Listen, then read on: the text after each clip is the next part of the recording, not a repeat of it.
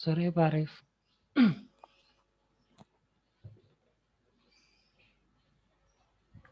Selamat sore. Iya Pak Arif, sekalian mau tanya ini, untuk pengumpulan tugasnya jadinya tetap hari Kamis? Iya, saya lupa masih belum nyetel itunya. Oh iya, oke, makasih Pak.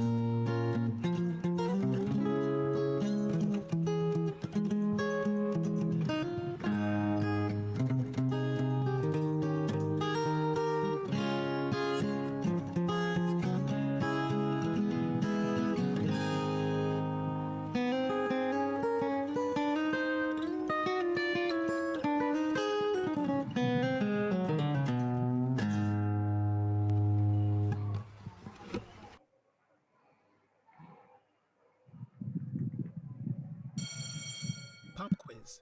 What do software engineers at Google, SAP, Microsoft,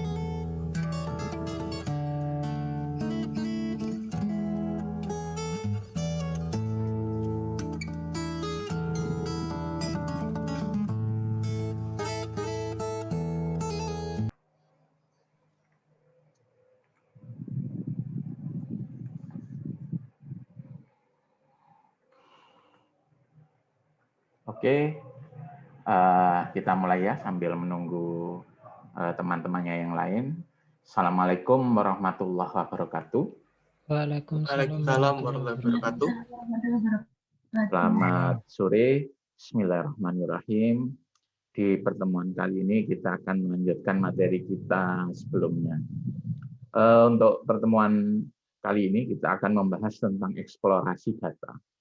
Nah, sebelum mulai, saya mengingatkan lagi bahwa untuk sesi online ini, sesi Zoom, saya akan mencatat keaktifan mahasiswa ya. Jadi mahasiswa yang bertanya, menjawab, baik benar maupun salah. Nah, itu saya hargai ya, dengan saya catat. Nah, nanti di akhir semester itu akan akan saya rekap ya dan dikonversi sebagai nilai tambahan. Sehingga manfaatkanlah sesi Zoom ini untuk mengumpulkan poin keaktifan sebanyak-banyaknya. Oke, saya mulai aja.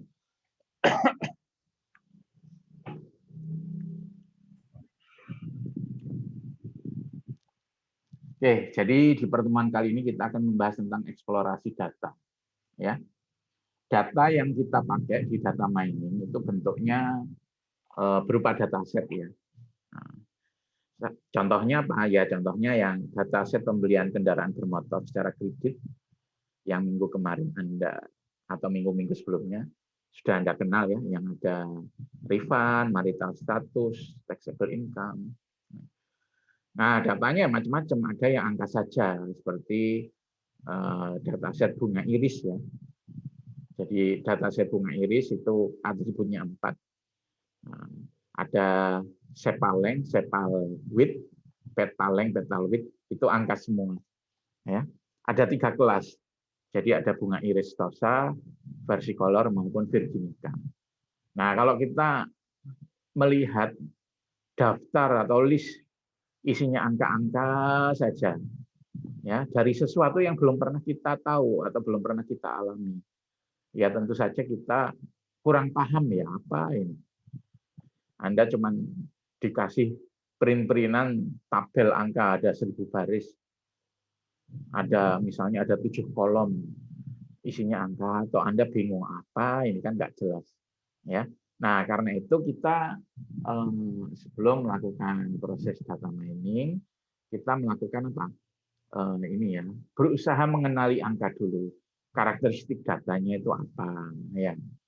Sebelum diolah mesin, itu dipahami dulu ya oleh manusianya, sehingga dalam mengolah data itu tidak membabi buta. Jadi kita sudah paham karakter datanya seperti apa, ya.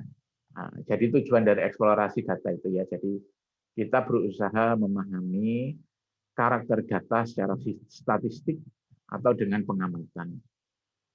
Nah, itulah tujuan dari eksplorasi data.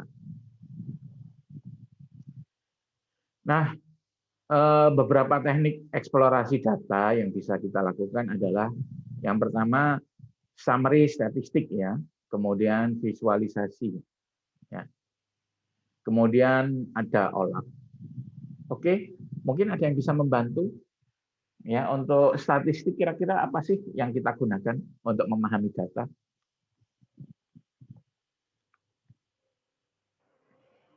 Ini kelas apa ya? Kelas D, Pak. D, oke. Silakan. Silakan mengumpulkan poin keaktifan. Kalau statistik itu kita pakai apa kira-kira untuk memahami data? Ada yang tahu mungkin? Atau, oke, sebutkan 4 digit NIM terakhir. Oh iya, nama saya Muhammad Wahid, NIM-nya 1110 dari angkatan 19, Pak. 1110. Oke, Muhammad Wahid, silakan. Kalau menurut saya di statistika itu menjelaskannya menggunakan grafik, Pak. Grafik. Oke, terima kasih. Yang lain mungkin bisa menambahkan, selain statistika ada visualisasi, kemudian ada OLAP. Mungkin ada yang bisa membantu. Kira-kira pakai apa? Kalau visualisasi itu pakai apa contohnya? Nggak ada? Oke, kalau nggak ada kita lanjut ya. Nah, jadi yang pertama kita membahas yang statistik ya. Jadi yang pertama, kita bisa memahami data menggunakan bantuan statistik ya. Terdiri atas 2 komponen. Ada yang ukuran pemusatan, ada yang ukuran penyebaran ya. Kalau ukuran pemusatan itu mencari nilai yang bisa mewakili keseluruhan data. Ukuran penyebaran memeriksa apakah datanya seragam atau bervariasi. Nah, jadi untuk memahami karakteristik data, kita pakai 2 hal. Kalau pakai statistik ya, ada yang disebut ukuran pemusatan ya. Jadi mencari nilai yang bisa mewakili keseluruhan data. Ya. Kalau ukuran penyebaran memeriksa apakah datanya seragam atau bervariasi. Mungkin ada yang bisa membantu contoh dari ukuran pemusatan. Apa? Satu nilai bisa mewakili keseluruhan data. Yang bisa bantu mungkin? Oke, kalau nggak ada kita lanjutkan. Oke, silakan. Izin, mungkin contohnya sampling ya, Pak? Sampling. 4 digit yang terakhir. 1083 dari atas 19. 1083, oke. Yusrian. Iya, Pak. Oke, sampling gimana maksudnya Yusrian? Jadi mengambil contoh, kan itu kan pemusatan mencari nilai bisa yang mewakili keseluruhan data. Jadi kita ambil beberapa data sebagai contoh untuk memusatkan persebaran datanya itu, Pak. Oke, terima kasih. Hampir benar. Mungkin yang lain ada yang bisa membantu. Buat satu nilai. Ya. Silakan. Mungkin dari saya. Ya, NIM? NIM 1137, Pak. 1137. Kan ini untuk pemusatan data yang bisa bisa merujuk ke semua data. Mungkin kalau data itu ya mewakili. Itu kayak min terus rata-rata gitu, Pak. Oke, terima kasih. Iya benar ya. Iwan ya barusan. Iya. Oke, jadi kalau kita mau memahami karakter data ya, kita bisa menggunakan 2 hal, ukuran pemusatan dan penyebaran ya. Tadi yang pertama menjawab pakai sampling itu ya benar, tapi belum selesai jawabannya. Ya, dari sampling itu kita ambil apa? Ya, kita bisa ambil apa? Min-nya atau rata-rata, bisa ambil modus.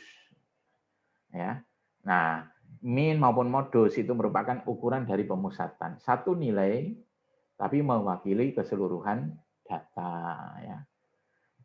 Kemudian ada juga ukuran penyebaran, ya. Oke, kita bahas. Jadi ukuran pemusatan itu merupakan suatu nilai yang bisa mewakili keseluruhan data. Contoh ya, mahasiswa Fasilkom kebanyakan dari mana asalnya? Nah, itu kan kita menanyakan keseluruhan mahasiswa Fasilkom, tetapi yang kita ambil kan hanya satu nilai mewakili semua. Nah, kan seperti itu. Misalnya ada yang menjawab, kebanyakan dari Jember, misalnya seperti itu. Artinya kan satu nilai itu dianggap mewakili keseluruhan asal daerah mahasiswa Fasilkom. Nah, itulah namanya modus ya. Nilai yang paling sering muncul. Ya. Nah, itu merupakan salah satu dari ukuran pemusatan. Jadi modus itu satu nilai mewakili keseluruhan, ya dianggap mewakili keseluruhan. Ada juga ukuran pemusatan yang namanya persentil. Nah, ada yang bisa membantu apa itu persentil?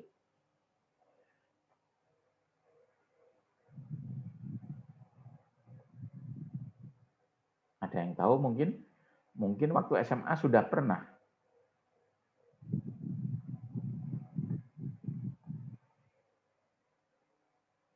Persentil. Ada persentil ke 25. Ada persentil ke 50 ya.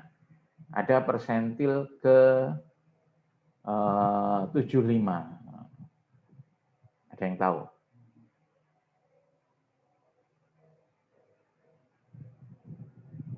Enggak ada? Menurut saya itu sudah dijelaskan di PPT-nya, itu persentil itu urutan ke N% dari data yang diurutkan. Jadi kalau persentil ke 40 apa maknanya? Berarti dia mengambil data 40% diurutkan dari bisa dari kecil ke besar atau dari besar ke kecil. Oke, saya catat ya. Rafli Nanda ya barusan. Iya, Pak. Oke, terima kasih, Rafli. Jadi persentil itu ukuran urutan ke N% ya, dari jika data diurut dari kecil ke besar. Misalnya saya punya data 1000 ya. Datanya saya urut dari kecil ke besar ya. Terus misalnya saya diminta untuk mencari persentil ke 60 ya. Nah, 60% kali 1000 ada berapa? Misalnya 600. Nah, persentil ke 60 ya data urutan ke 600 ya.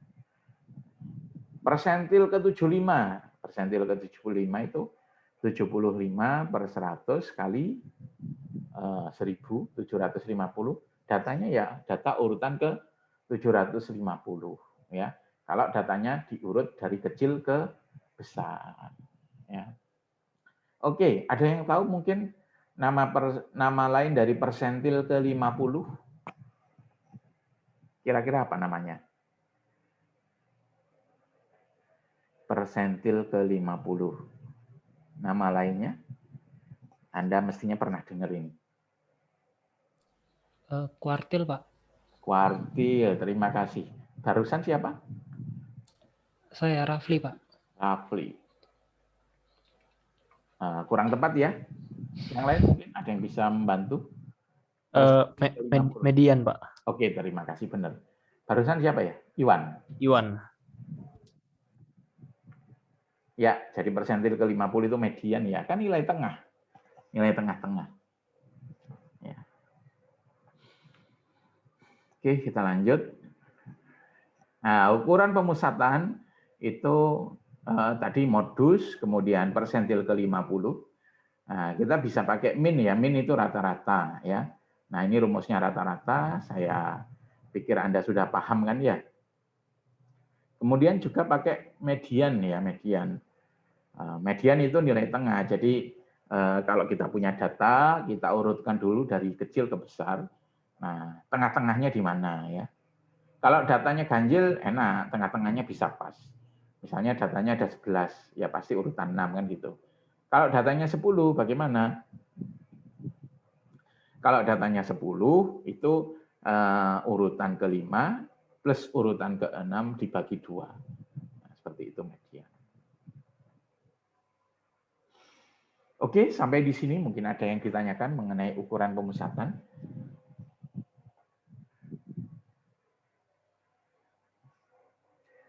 Jadi kalau misalnya Anda diminta untuk memberikan satu nilai yang mewakili keseluruhan, Anda bisa pakai ukuran pemusatan ya. Tentu yang cocok. Kalau datanya kategori, ya modus kan gitu. Nah, kalau datanya angka, ya bisa min, bisa median, bisa persentil ke 50. Misalnya, kira-kira berapa sih rata-rata penghasilan orang Indonesia? Nah, berapa sih penghasilan orang Indonesia itu? Tentu kita nggak mungkin lah menyebutkan satu persatu. Ya, ada yang 1 juta, ada yang 1 miliar per bulan, ada yang 3 juta per bulan, nggak bisa, terlalu banyak. Artinya kita ambil satu nilai, nah dia dianggap mewakili keseluruhan. Boleh kita pakai rata-rata. Ya. Rata-rata misalnya, boleh kita pakai misalnya min ya. Oh, penghasilan orang Indonesia itu rata-rata per bulan itu 5 juta rupiah, misalnya seperti itu. Nah, sekarang kalau pakai ukuran pemusatan saja, itu seringkali kita tidak mendapatkan gambaran yang lengkap ya mengenai data. Ya, kita juga membutuhkan ukuran penyebaran. Ya, ada yang bisa membantu? Mengapa atau bisa membantu menjelaskan kenapa kok ukuran pemusatan saja itu tidak cukup untuk menggambarkan data?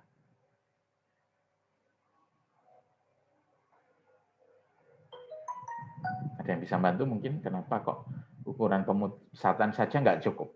Kita butuh juga ukuran penyebaran. Pak, saya izin menjawab. Oke. Itu karena kemungkinan kalau misalnya menggunakan pemusatan saja itu bisa adanya muncul data anomali gitu, Pak. Data anomali maksudnya? Jadi misal setelah disampel sama yang data realita itu ada perbedaan begitu. Oh, oke, terima kasih. Adwitya ya? Ya. Wah, ini apa ada keturunan India? Kok namanya Adwitya Sadhu? Oh, iya. Wah, pernah makan ini kalau gitu, Golgappa? Wah, nggak pernah. Ya, terima kasih. Ya. Yang lain mungkin ada yang bisa membantu, menambahkan? Permisi Pak, mau jawab? Ya. Kalau menurut saya udah dijelasin, udah dari omongan Pak Arief yang soal tadi median sama rata-rata sama nilai tengah, itu karena kalau kita buat pemusatan saja mungkin kurang detail dan itu kurang menyebar gitu. Jadi informasi yang didapat mungkin belum terlalu memusat apa yang dimau gitu Pak menurut saya. Oke, terima kasih Aulia. Ya, jadi ada tambahan ya dari teman Anda. Jadi kalau pakai ukuran pemusatan saja, kita tidak bisa mendapatkan gambaran yang lengkap ya dari data. Kenapa? Karena bisa jadi datanya itu ada 2 data ya. Jadi ada 2 kelompok data. Ukuran pemusatannya sama, tetapi dia karakteristiknya berbeda. Contoh ya gini, Indonesia itu misalnya rata-rata, ini hanya sekedar contoh ya, saya tidak tahu nilai sebenarnya, jadi saya nggak googling dulu. Indonesia misalnya rata-rata penghasilan penduduk 5 juta per bulan. Kemudian yang kedua, Malaysia. Ternyata sama, rata-rata penghasilan penduduk 5 juta per bulan. Ya. Nah, kalau 5 juta itu kan lumayan ya sebenarnya, sudah lumayan. Tapi kenapa kalau misalnya jangan nyebut negara lah. Negara A sudah ya, bukan Indonesia, Malaysia ya. Negara A. Kalau negara A, itu kok kita sering ya ketemu orang nggak punya. Tetapi di negara tetangganya, negara B, itu kok saya jarang ya ketemu orang yang melarat gitu. Nah, ternyata setelah diteliti, Ternyata yang negara A itu meskipun rata-rata 5 juta, kalau dilihat per detailnya, detail per data perorangannya itu ternyata ini ya, jomplang, kesenjangannya tinggi. Ya. Nah, contoh ya, misalnya untuk negara A. Saya kasih ilustrasi dengan gambar.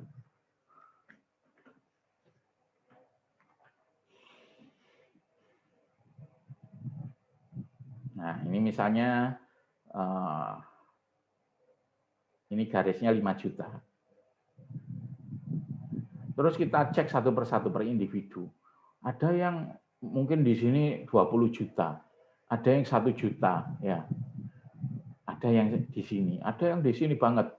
Per bulan penghasilannya sampai 600 juta ada. Ada yang cuma 500.000. Tapi ketika di rata-rata dia apa? Dia jatuhnya 5 juta gitu. Itu yang di negara A. Yang di negara B tetangganya, ini 5 juta juga garisnya ya. Itu ternyata penduduk pertama 5 juta lebih sedikit. Penduduk kedua 5 juta kurang.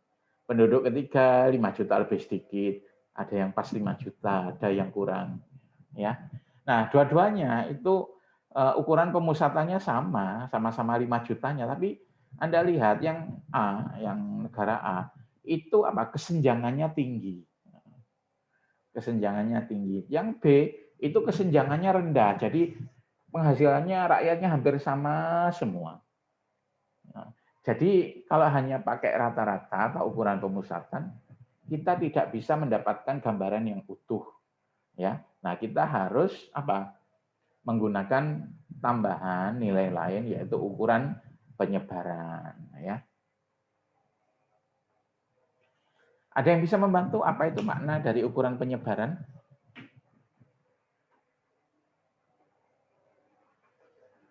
Apa? Ukuran penyebaran.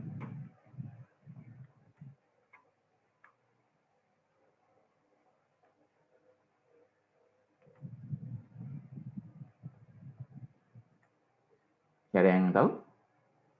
Nah, kalau ukuran pemusatan itu satu nilai yang mewakili semuanya. Kalau ukuran penyebaran itu juga angka, tapi dia menggambarkan apakah data-datanya itu seragam atau sangat kesenjangannya tinggi. Ya. Yang seragam itu contohnya kayak negara B itu. Rata-ratanya 5 juta, ternyata setelah dihitung, dicek per datanya itu ya sekitar itu memang. Ada yang 5 juta 100, ada yang 4 juta setengah, ada yang 5 juta 500, nggak jauh-jauh dari itu. Ya. Nah, kalau yang ukuran penyebarannya tinggi, itu kalau kita lihat detail datanya, ada yang penghasilannya per bulan 100 juta, ada yang cuma 500.000, ada yang 75 juta, ada yang 1 juta. Meskipun dua-duanya kalau di total rata-ratanya ukuran pemusatannya sama, tapi yang data B, yang data A, itu kesenjangannya sangat tinggi. Maka yang menjadi ukuran penyebarannya itu juga besar biasanya nilainya. Sementara negara A yang lebih seragam datanya, ya ukuran penyebarannya itu biasanya nilainya lebih kecil. Ya. Nah, apa saja contoh ukuran penyebaran? Ada ring, ada varian. Ya. Ada yang tahu apa itu ring? Ada yang bisa bantu?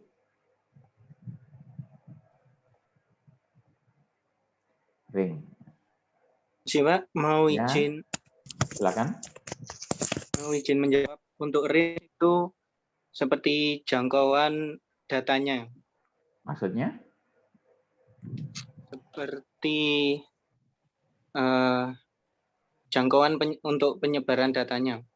Oke, maksudnya jangkauan? Ada ya bisa menjelaskan lebih lanjut? Permisi. Oke, sebutkan NIM-nya 4 digit terakhir. Gantian saja, insya Allah kebagian semua. Maksudnya jangkauan itu selisih antara nilai data terbesar dengan nilai data terkecil. Oke, terima kasih. Sebentar saya catat dulu ya. Dwi Jannah ya. Ya, Pak. Oke, ya. Jadi nilai yang terbesar dengan nilai terkecil itu selisihnya itu jangkauan ya. Jadi jangkauan atau ringnya itu makin kecil, maka datanya itu makin seragam ya. Kalau makin besar jangkauannya, maka datanya itu apa? Makin tidak seragam, kesenjangannya tinggi. Kemudian ada juga varian ya. Varian itu rumusnya seperti ini. Nah, di sini ada X-bar ya. Ada yang bisa membantu X-bar? Apa itu X-bar?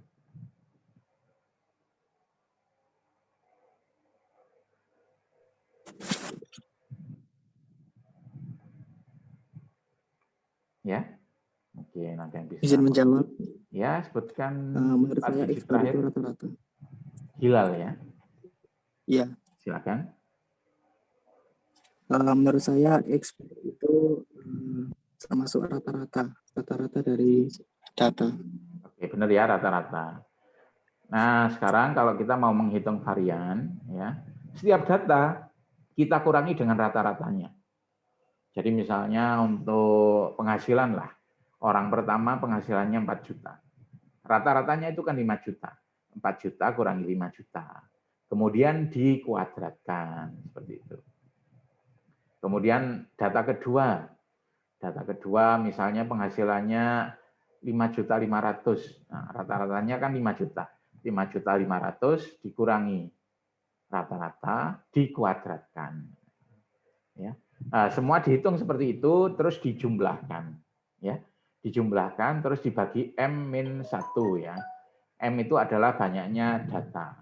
Jadi misalnya Anda mengambil 100 orang gitu, maka M-1 sama dengan 99. Ya. Angka yang keluar itu varians ya, lambangnya S kuadrat. Nah, makin tinggi nilai varian, maka datanya itu makin menyebar, makin kesenjangannya makin tinggi ya. Kalau makin rendah varian, maka datanya itu makin mirip-mirip ya. Jadi seperti negara B. Ya. Jadi negara A, ring dan variannya itu tinggi dibandingkan negara B, seperti itu. Ya, ada latihan, silakan dicoba. Kalau ada yang bisa silakan menjawab. Nggak harus semua ya, satu juga boleh.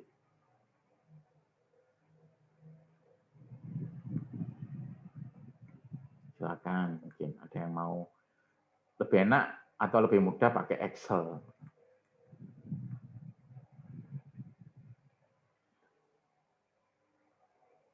Boleh dikirim via chat Zoom, boleh via mungkin gambar atau video langsung, monggo.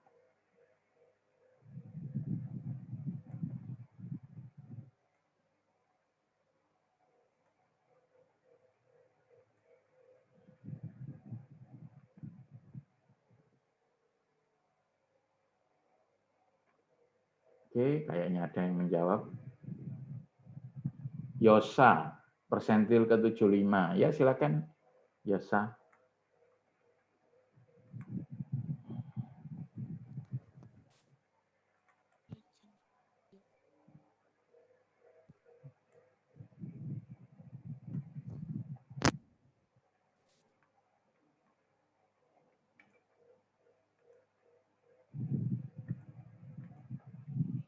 Lewat video langsung?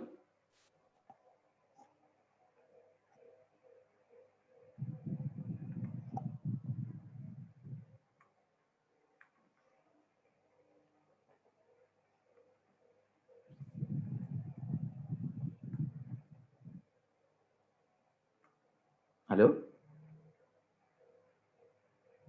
Oh, ini langsung. Persentil ke-75. Oh, masih belum mengirim jawabannya, Yosa.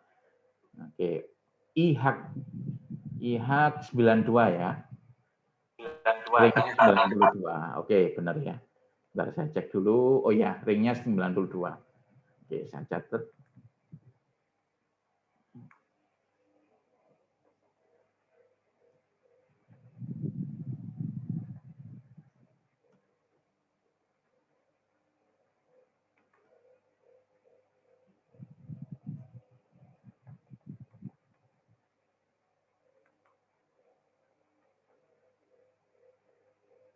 Terus Wahid ya.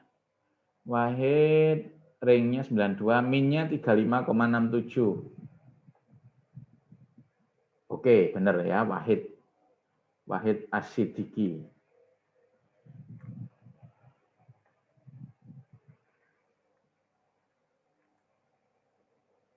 Terus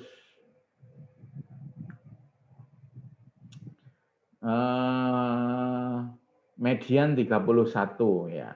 Oke, saya cek. Oh ya benar, median 31. Oke, saya catat dulu. Dinda.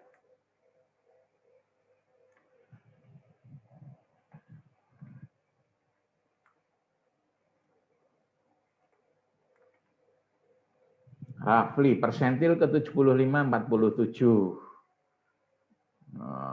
Oke, nah, Rafli yang kurang benar, tapi nggak apa-apa. Saya catat.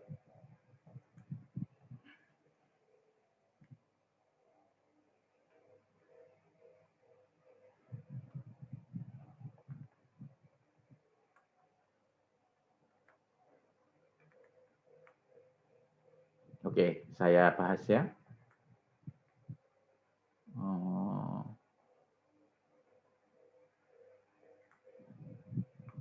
Nah, ini Excel-nya ya. Nah, ini datanya. Datanya saya urutkan dulu dari kecil ke besar. Ya. Nah, kemudian saya hitung rata-ratanya. Kalau rata-rata gampang pakai fungsi average ya di Excel. Ya. Kemudian saya bisa menghitung selisih antara data dengan min. Kemudian saya kuadratkan ini. Ya, jadi 3 kurangi 35,6 berapa dikuadratkan. 10 kurangi 35,6 dikuadratkan ya. 18 kurangi 35,6 dikuadratkan. Seperti itu ya semuanya. Nah, dari sana saya bisa menghitung varian ya. Varian itu yang ini dijumlahkan semua. Kemudian saya bagi dengan M-1 ya. Di sini datanya ada 9, maka jumlah dari semuanya itu dibagi 8. Seperti itu ya. Hasilnya 813. Nah, ini oke sudah. Ya, sudah benar. Ini sudah kita bahas. Kalau median itu nilai tengah ya. Jadi kita urutkan dulu. Nah, ini bilangannya ada 9, maka tengah-tengahnya adalah data kelima ini. 31 ya. Kemudian ring itu data paling besar kurangi paling kecil. 95 kurangi 3. Oke. Ya. Nah, kemudian persentil ke 75. Artinya kan datanya kalau diurutkan dari kecil ke besar, maka dia urutan ke 75%. Ya. Nah, artinya apa? 75% dikalikan banyaknya data. Nah, kalau dirumus itu biasanya +1, banyaknya data +1. Jadi seperti ini, ya 0,75 kali 9 plus 1. Urutan 7,5 antara 7 dan 8. Ya, antara 7 dan 8. Nah, urutan 7 itu ini ya 47, terus 8 59. Karena urutan 7,5 kita ambil tengah-tengahnya antara 47 sampai 59, yaitu 53. Oke, sampai di sini mungkin ada yang ditanyakan.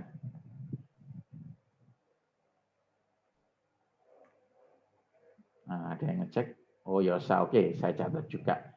Barusan sudah saya bahas, tapi saya catat.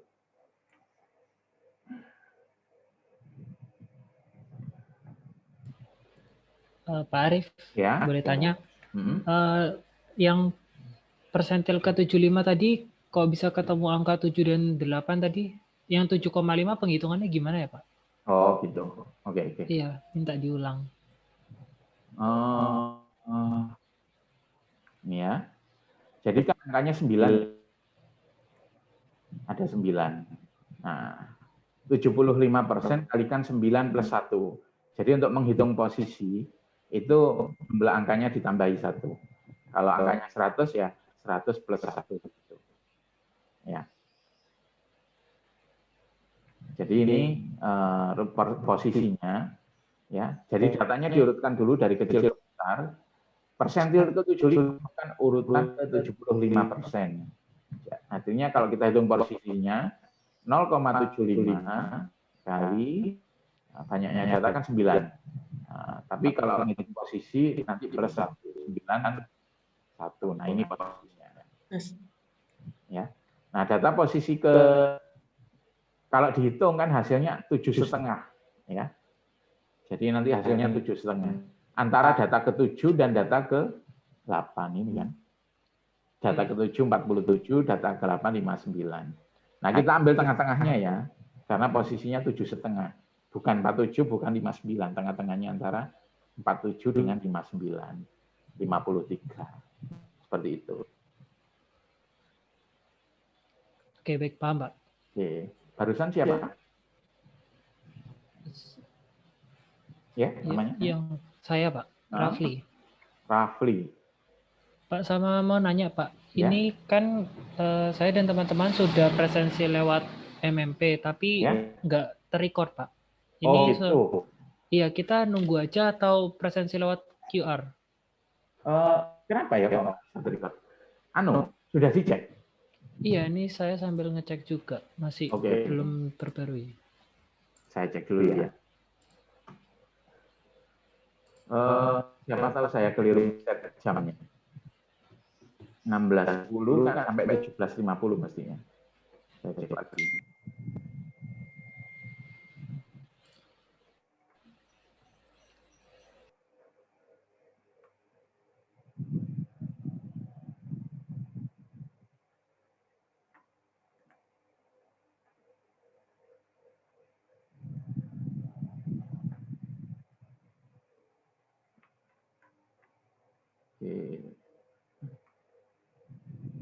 Iya ya, saya juga belum tercatat ya. Coba saya cek dulu e-learning-nya. Siapa tahu saya keliru ngeset jadwalnya. Oh, memang gangguan. Nah, kalau gitu absen via QR code saja sudah. Teman-temannya juga disuruh absen QR code ya, tolong diumumkan. Siap, Pak. Saya juga mau absen via QR code ini kalau gitu.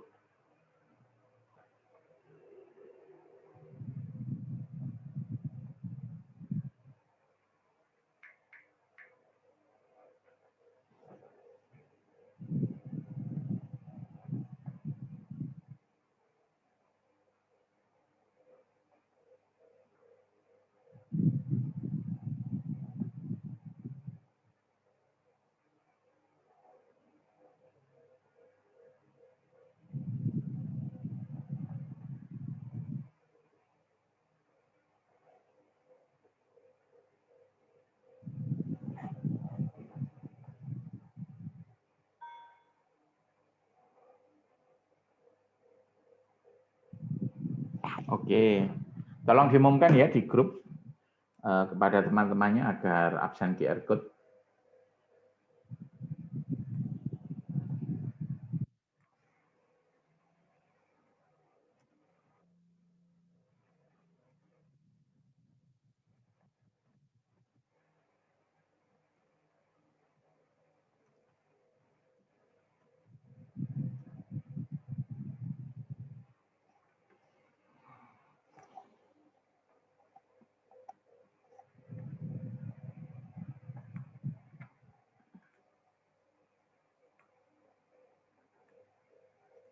Oke, kita lanjutkan ya.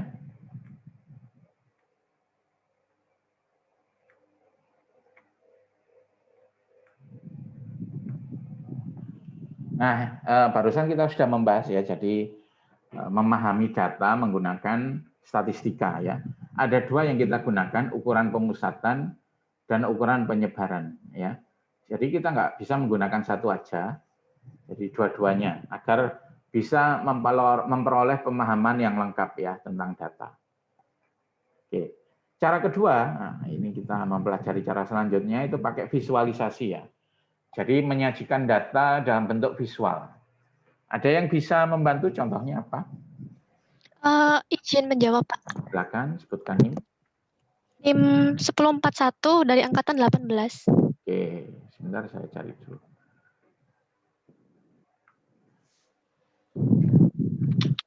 10.41.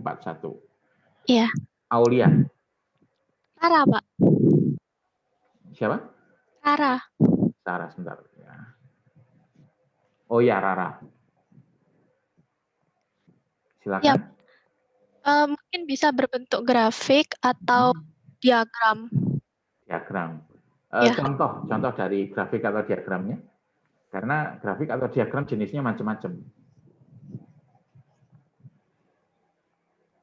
Diagram batang. Diagram batang. Iya. Oke, gimana? Ya, mungkin ada yang mau menambahkan?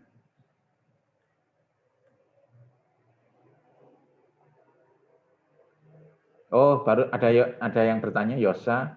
Letak persentil terlalu pecahan, apakah harus dibulatkan atau dihitung tengahnya? Sesuai pecahannya ya. Jadi kan tadi 7,5 itu letaknya antara 7 dan 8 ya. Artinya data urutan ke-7 ditambah setengah kali selisih antara 7 dengan 8. Tapi kalau misalnya 7,2 maka persentilnya itu urutan ke-7 ditambah 0,2 selisih data ke-7 dan data ke-8. Kalau tadi dibagi 2 karena letaknya 7,5. Kalau 7,5 kan memang tengah-tengah ya. Makanya data 7, data 8 bagi 2. Tapi kalau 7,2 itu lebih cenderung ke data 7 kan. Artinya data 7 ditambah 0,2 dikalikan selisih data 78. Seperti itu. Ya. Jadi tidak dibulatkan pas tengah. Sesuai pecahannya. Nah, seperti itu ya, Yosa. Saya catat dulu.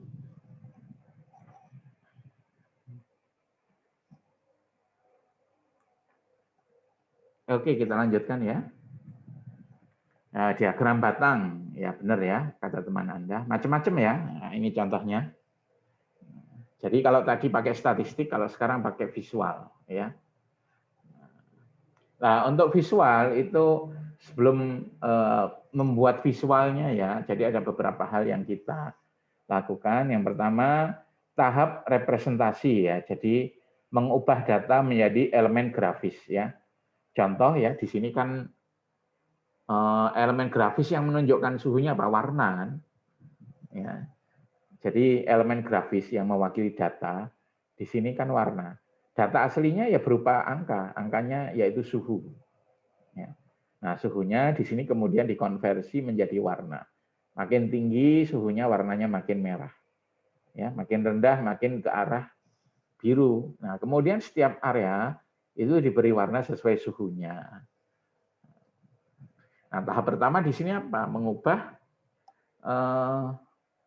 data menjadi elemen grafis. Terserah Anda misalnya elemen grafisnya berupa warna boleh. Ya, berupa ukuran juga boleh. Nah, itu merupakan tahap pertama ya, jadi visualisasi. Terus tahap selanjutnya mengatur penyajian data sehingga mudah dianalisa ya. Nah, di sini pengaturan datanya bagaimana? Oh, pengaturan datanya itu dibantu oleh map atau peta. Ya. Jadi datanya apa? Disajikan secara geometri, secara geografis sehingga warna suatu tempat dengan tetangganya itu kita bisa mencari hubungannya. Nah, di sini kan karena pengaturannya ini secara lokasi ya. Untuk suhu disajikan dalam pengaturan secara lokasi, kita jadi tahu oh, suhu yang paling tinggi itu ada di daerah ekuator ya. Terus subtropis suhunya makin rendah, kemudian yang paling dingin itu yang apa? Daerah kutub. Nah, itu pengaturan ya. Itu merupakan tahap kedua. Tahap pertama kita mewakilkan data menjadi elemen grafis, datanya di sini diwakili warna. Nah, kemudian tahap kedua pengaturan. Di sini pengaturannya, penyajian pengaturannya itu menggunakan apa? Geografis atau lokasi. Sehingga kita bisa tahu hubungan suhu suatu tempat dengan suhu suatu tempat yang lainnya. Kita bisa tahu polanya bahwa yang paling tinggi suhunya di ekuator. Kemudian tahap selection ya. Jadi tidak semua data kita sajikan ya. Nah, kita hanya menyajikan yang apa penting, yang penting. Nah, bisa jadi suhu yang ada di sini itu diambil dari mungkin alat pengukur suhu yang banyak tersebar. Mungkin satu kecamatan ada beberapa, ya kan? Atau satu kabupaten mungkin bisa puluhan. Nah, tapi karena ini skalanya kan seluruh bumi, nggak mungkin lah kita satu persatu satu kecamatan 100, misalnya ada 100 atau 50 alat pengukur suhu, kita sajikan sendiri-sendiri ya. Nah, bisa jadi mungkin untuk area yang luasnya misalnya 10 km persegi diwakili satu titik. Suhunya di rata-rata ya, dari alat-alat yang ada di sana. Jadi untuk menyajikan ini dalam bentuk gambar, kadang-kadang kita harus menghapus detailnya ya. Hanya ngambil sebagian yang kita anggap paling penting.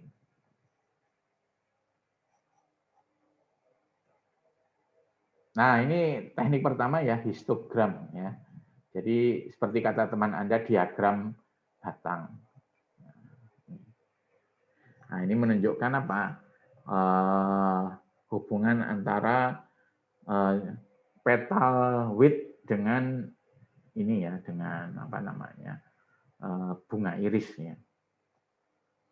Nah, ditunjukkan melalui diagram batang atau histogram. Saya kira kalau histogram Anda sudah cukup memahami ya, karena Anda sudah belajar ini mulai dari SMP. Ya.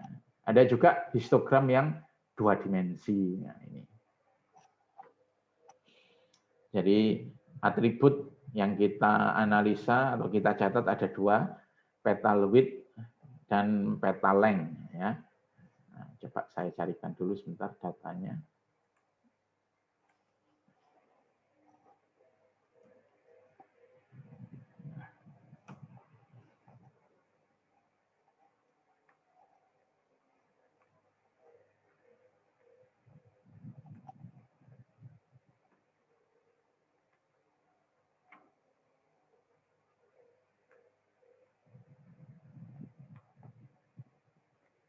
Nah ini, ya jadi salah satu dataset yang sering digunakan di data mining yaitu dataset iris ya. Ada orang namanya Fisher mengumpulkan data dari 150 bunga iris. Yang dihitung itu panjang dan lebar petal dan sepalnya. Nah, petal itu salah satunya putik, salah satunya kelopak. Oke, saya lihat cari gambar yang lebih jelas. Nah ini ya. Jadi petal itu kelopak, sepal itu putik ya. Nah, sepal itu putiknya, petal ini kelopaknya. Nah, setiap bunga yang ditemukan itu dihitung sepal length, sepal width, petal length dan petal width-nya ini. Ya. Nomor 1 sepal length-nya 51 cm, 5,1. Sepal width-nya 3,5 ya. Sepal petal length-nya 1,4, petal width-nya 0,2. Terus untuk kelasnya, nah, kelasnya adalah jenis bunganya. Iris itu ada 3, ada iris tosa, iris versicolor, iris virginica. Nah, Fisher itu mencari masing-masing kelas itu 50 bunga. Ya, jadi ada 150 data. Nah, ini data yang didapat oleh Fisher ya. Anda bisa mendownloadnya di USI Machine Learning ya. Saya kira untuk yang versi apa namanya Excel-nya sudah ada. Oke, kita kembali. Nah, di sini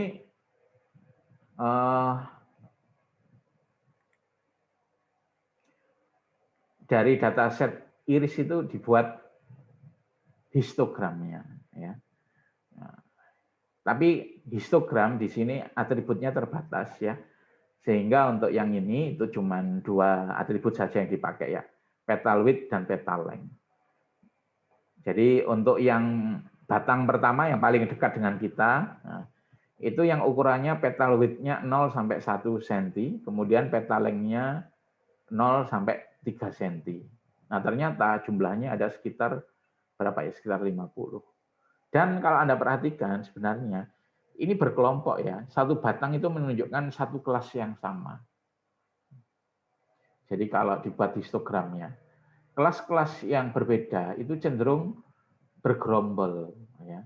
Jadi kelas-kelas misalnya ada Iristosa, versicolor, virginica, yang setosa kalau gambarnya, kalau datanya diplot atau disajikan dalam bentuk visual, yang setosa itu nanti lokasinya cenderung ngumpul dengan setosa. Versicolor cenderung ngumpul dengan versicolor, ya. Virginica cenderung ngumpul dengan virginica. Ya. Jadi yang kelasnya sejenis, kalau disajikan secara visual, biasanya menunjukkan ciri-ciri yang mirip atau lokasi yang mirip. Nah, seperti itu.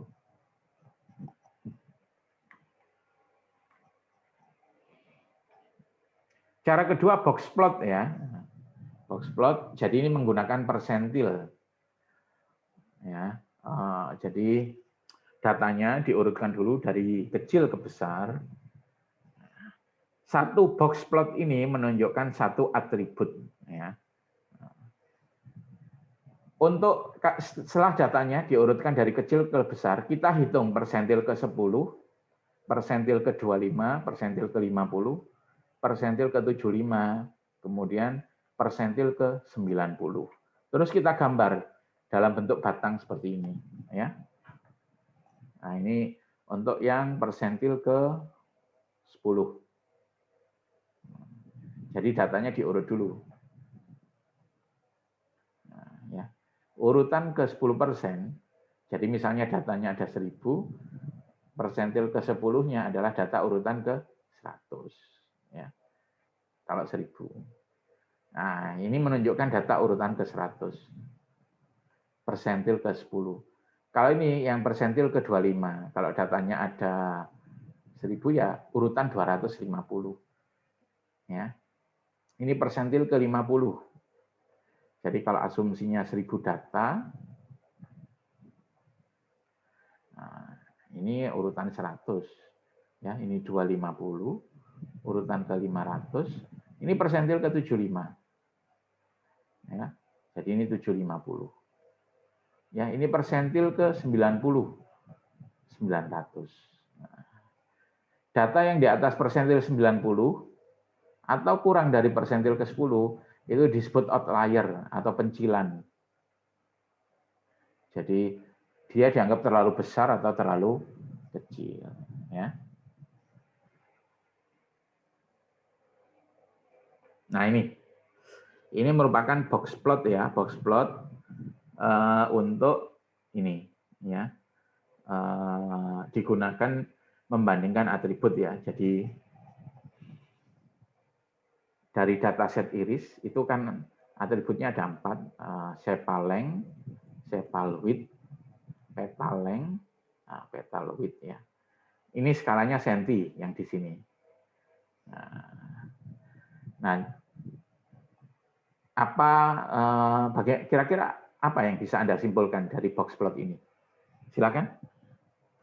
Yang ini box plot untuk sepal length. Ya. Yang ini untuk sepal width. Ini petal length, ini petal width. Ada yang bisa membantu kira-kira kalau dari melihat dari box plot setiap atribut, kira-kira apa yang bisa kita simpulkan dari datanya ini?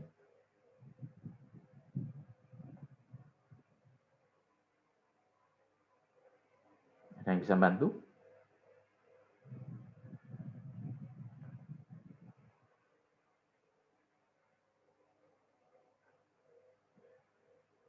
Nggak ada? Mau mencoba menjawab, Pak? Ini yang bisa disimpulkan banyak aspek sebenarnya. Anda nambahkan satu aspek aja nggak apa-apa. Siapa namanya? Muhammad Wahid, Pak. Wahid, silakan Wahid. Ya, itu kan kotaknya itu ditentukan sama persentilnya, yang 25, 50, 75. Persentil ini kan sebaran nilainya. Berarti kalau kotaknya semakin kecil, persebaran nilainya juga semakin kecil. Kayak yang di gaji tadi itu berarti ya deket-deket garis anunya lah, rata-ratanya kayak gitu. Ukurannya kalau semakin lebih gede seragam. kotak, ya lebih seragam. Semakin besar ukuran kotaknya, berarti persebarannya akan semakin banyak. Misal kayak yang di petal length itu, berarti dia akan lebih banyak persebarannya di antara 25 sama 50. Oke, terima kasih Wahid Ya benar ya. Jadi tinggi kotak itu menunjukkan apa? Tingkat atau ini ya, penyebaran atau variasi datanya. Yang kotaknya tinggi, maksud tinggi bukan letaknya ya, tapi tinggi dari kotaknya sendiri, itu menunjukkan bahwa datanya bervariasi. Sehingga untuk cephaloid ya, dia akan yang paling pendek kotaknya. Nah, untuk cephaloid itu variasinya ya itu aja, nggak terlalu berbeda. Satu bunga dengan bunga yang lain, panjangnya itu hampir mirip untuk cephaloid. Ya. Tapi untuk petal length itu satu bunga dengan bunga yang lain, ukurannya sangat bervariasi. Nah, seperti itu ya. Oke, yang lain mungkin ada yang bisa menambahkan analisa dari box plot ini? Apa yang bisa kita tarik kesimpulannya?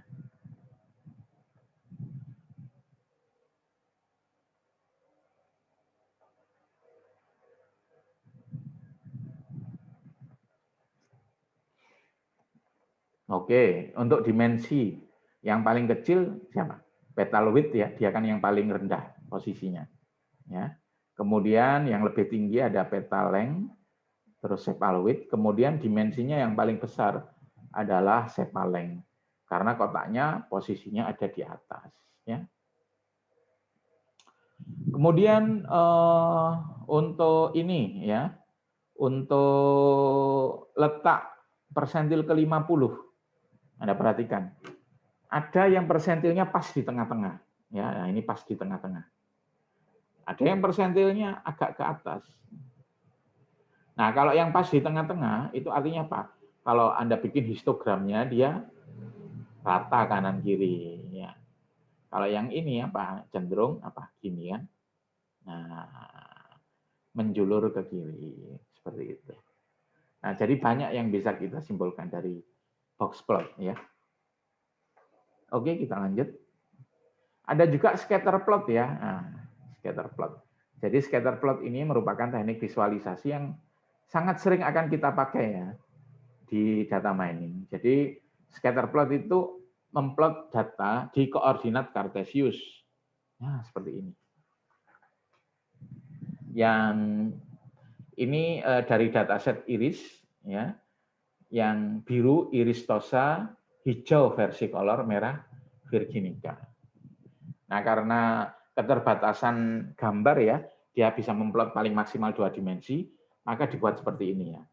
Nah, pasangan-pasangannya itu bisa dilihat dari sumbu X dan sumbu Y-nya. Contoh, untuk yang ini itu pasangan antara cephaloid dengan petal length. Ya. Kalau yang ini, pasangan antara cephaloid dan petal length. Ya.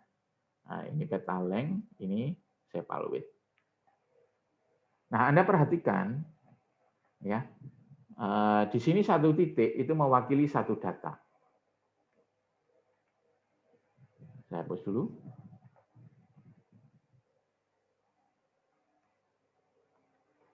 Nah, ini satu titik mewakili satu data ya. Jadi di sini merah, hijau, biru. Kira-kira kesimpulan apa ya yang bisa kita tarik di sini? Dengan melihat posisi dari setiap warna.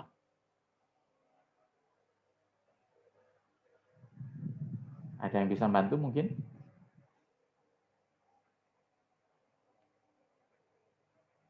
Kalau Anda perhatikan polanya. Ya. Setiap warna itu mewakili satu kelas tertentu, ya, satu kelas tertentu. Kalau Anda lihat persebaran warnanya bagaimana? Ada satu hal penting di sini yang bisa diambil kesimpulan. Ada yang bisa bantu mungkin? Misi, Pak. Ya, Mau dan NIM? Yunus 15074. Oke, Yunus. Apa Yunus? Kalau dari grafik ini, yang saya simpulkan itu yang bagian setosa itu yang sebagai outlier, Pak. Setosa outlier. Oke, terima kasih Yunus. Yang lain mungkin ada yang bisa menambahkan? Ada satu bagian penting yang bisa ada satu hal penting yang bisa diamati dari sini. Dan ini mungkin yang dipakai oleh aplikasi modern, misalnya Genus. Ada yang sudah tahu Genus, ya, yang bisa mendeteksi orang itu kena COVID atau tidak dari napas. Prinsip itu juga dipakai di Genus. Ada prinsip yang bisa kita ambil dari sini. Ya, ada yang bisa bantu mungkin? Oke, coba Anda perhatikan. Di sini ya, yang warnanya sama itu kan cenderung gerombol, ya kan? Biru gerombol dengan biru. Ya.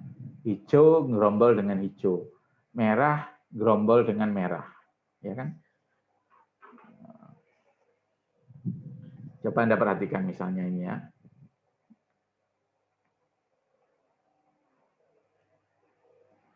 Di sini ya.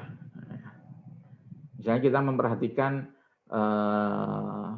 atribut petal sepal width dengan petal length ini. Sepal width dengan petal length. Nah, ini biru gerombol sendiri kan ya. Hijau gerombol sendiri, merah gerombol sendiri ya. Sepal width dengan petal width. Yang ini dengan ini ya. Nah, biru gerombol sendiri. Hijau gerombol sendiri, merah gerombol sendiri ya. Jadi untuk kelas yang sama, datanya itu cenderung apa? Berdekatan atau mengelompok. Nah, ini bisa kita gunakan untuk apa?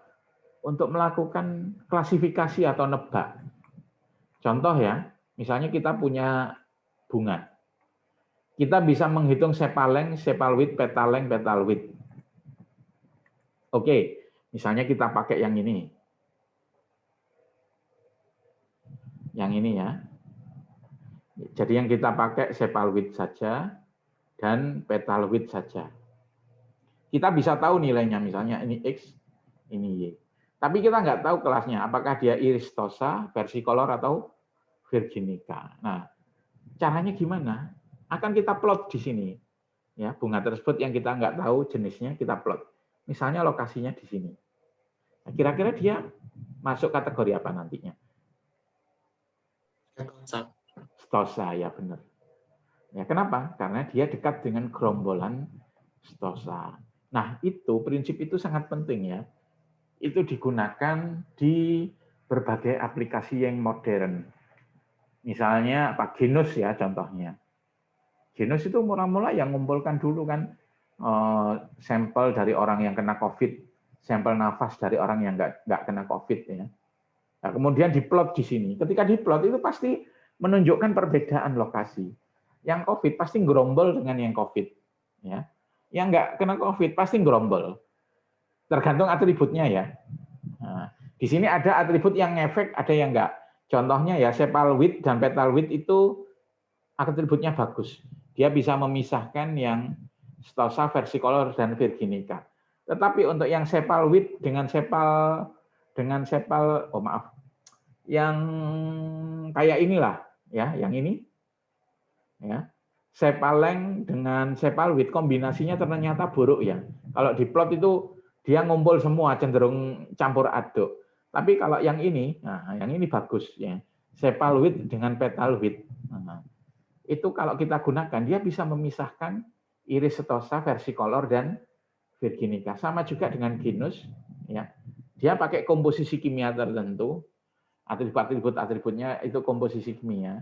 Nah, ada pasangan-pasangan atribut yang bisa membedakan mana orang yang terkena COVID dengan tidak. Nah, itu yang dipelajari oleh genus. Setelah dia tahu polanya, maka apa? Bisa digunakan untuk nebak, ya, nebak apakah orang ini terkena COVID atau tidak. Nah, jadi itu prinsip penting ya di data mining. Jadi kalau misalnya data dari berbagai kelas itu kita plot ya berdasarkan atributnya, maka yang kelasnya sejenis itu cenderung apa ngumpul. Itu menurut saya prinsip yang penting yang digunakan di banyak aplikasi data mining modern seperti itu ya. Ada yang ditanyakan sampai di sini? Nggak ada? Oke, kita lanjut. Ada lagi yang namanya kontur plot ya. Nah, ini. Kontur plot seperti yang untuk suhu tadi ya. Ada yang matrix plot. Nah, ini. Jadi yang di kiri itu kelasnya, kemudian yang di kanan itu atributnya, yang sumbu X itu atributnya, sumbu Y itu kelasnya. Nah, terus kita menghitung apa? Standar deviasi dari setiap data. Contoh ya, untuk setosa. Nah, untuk setosa di sini, sepalengnya bagaimana? Sepalengnya itu masuk kategori warna biru. Ya, di sini biru cenderung apa? Negatif standar deviasi. Kalau yang ini, misalnya versi color petalengnya bagaimana? Cenderung hijau. Ya, jadi ini lebih seragam.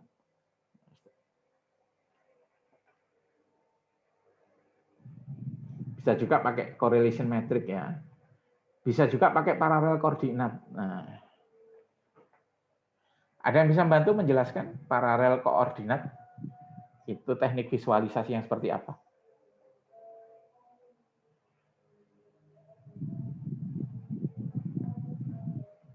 Paralel koordinat.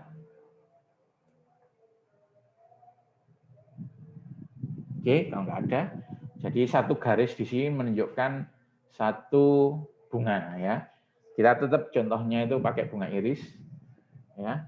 Nah, yang merah itu virginica, yang hijau setosa, kemudian yang biru versicolor ya. Nah, kemudian kita gambar di kayak dua dimensi seperti ini, grafik dua dimensi ya. Yang sumbu Y-nya itu menunjukkan nilai panjangnya, nilainya ya. Sumbu X-nya itu menunjukkan apa? Atribut-atributnya. Ini sepal length, sepal width, petal length, kemudian petal width ya. Nah, satu garis itu menunjukkan satu bunga ya. Misalnya ada bunga yang sepal length-nya misalnya di sini. Sepal width-nya di sini ya. Terus petal length-nya di sini, petal width-nya misalnya di sini. Ya.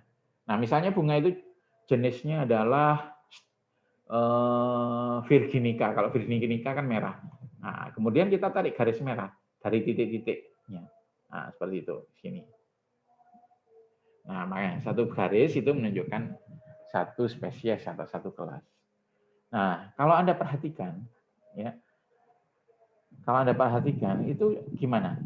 Garis yang berasal dari bunga sejenis, yang kelasnya sejenis, itu cenderung melompok, ya, cenderung memisah dengan garis yang berasal dari kelas-kelas yang lain. Ya. Dan Anda bisa melihat, dia itu melompok, itu terutama pada atribut apa. Ya. Untuk sepal length dan sepal width, ya, itu cenderung nggak begitu memisah ya ini. Nah, yang ini juga nggak cenderung begitu memisah. Yang bisa memisahkan itu petal length. Nah, ini atribut yang penting. Nah, untuk atribut yang nggak cenderung memisah itu kurang begitu penting di sini. Ya. Nah, ada yang namanya star plot ya. Jadi setiap data digambar dalam bentuk kayak layangan seperti itu ya. Masing-masing sumbu itu menunjukkan satu atribut ya. Contoh misalnya yang ini sepal length misalnya ya. Ini sepal width misalnya. Ini petal length, ini petal width ya. Nah, terus Anda buat untuk setiap data Anda buat. Nah, Anda lihat bahwa apa? Yang kelasnya sejenis itu cenderung bentuknya mirip ya. Nah, stosa seperti ini semua. Versicolor, virginica seperti ini ya. Chernovic, nah ini lebih unik lagi. Jadi dia apa? Menggambar data, kemudian untuk setiap atribut itu diwakili oleh salah satu elemen wajah ya, komponen wajah. Jadi contoh misalnya sepal length panjang hidung misalnya.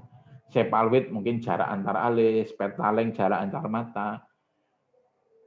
Terus Anda gambar di sini. Nah, ternyata data yang berasal dari kelas yang berbeda itu kelas yang sama, itu cenderung apa? Wajahnya mirip ya, ekspresinya. Nah, ini ekspresinya cenderung mirip. Nah, itu namanya Chernoff fish. Ya, jadi ini merupakan beberapa teknik ya yang digunakan untuk menggambarkan data ya. Jadi yang awal statistika, kalau yang barusan visualisasi ya. Karena manusia itu biasanya lebih menangkap pola tertentu itu kalau disajikan secara visual. Dan visual itu banyak ya. Kalau statistika itu ada dua, ukuran pemusatan dan ukuran penyebaran. Kalau visual itu banyak macam-macam. Kita tinggal menggunakan yang sesuai dengan kebutuhan kita. Oke, sampai di sini ada yang ditanyakan? Nggak ada? Oke, kita lanjut. Nah, teknik ketiga itu dalam bentuk OLAP ya, jadi menyajikan data dalam bentuk multidimensional array. Ya. Nah, ini contoh. Jadi misalnya kita menyajikan data dalam bentuk apa? Koordinat X, Y, Z ya. Nah, dalam bentuk kayak Cartesius tapi 3 dimensi ya. Nah, di sini X misalnya petal width ya. Yang ini petal width, Y-nya adalah maaf, salah satu mesti berbeda ini ya. Mungkin sepal width. Nah, kalau ini spesiesnya. Nah, terus kalau kita rekap datanya digambarkan dalam bentuk data cube. Nah, di sini kita bisa tahu ya. Misalnya untuk yang nilai petal width-nya low, petal length-nya berapa jumlah spesiesnya. Nah, di sini menunjukkan banyaknya datanya ya, banyaknya data yang anggotanya kelas ini. Nah, kalau data cube ini bisa menggunakan operasi-operasi misalnya slicing, dicing, roll up, drill down seperti itu. Nah, nanti bisa Anda misalnya ingin dalam ini di mata kuliah kayak data warehouse ya. Oke, sampai di sini mungkin ada yang ditanyakan?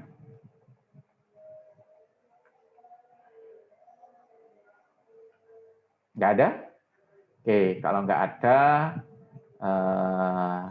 kita cukupkan sampai di sini ya. Semoga apa yang kita bahas bermanfaat. Kita akhiri. Assalamualaikum warahmatullahi wabarakatuh. Waalaikumsalam. Terima kasih, Pak.